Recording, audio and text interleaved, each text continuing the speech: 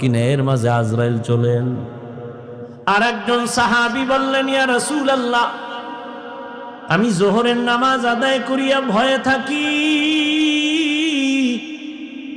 আসরের নামাজ আদায় করতে পারবো কিনা, এর মাঝে না জানি আজরাইল এসে আমার রূহটা নিয়ে যায়।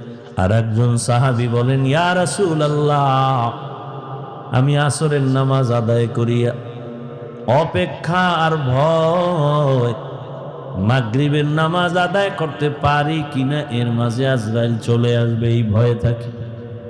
রহমতের নবী বললেন, আপনারা তো মরণকে অনেক দূরে মনে করেছেন, মরণ তো এত দূরে না, আরো কাছে। ইয়া রাসূলুল্লাহ, কেমন? কয়, আমি মনে করি নামাজ শেষ, ডান দিকে যখন আমি সালামটা ফিরাই,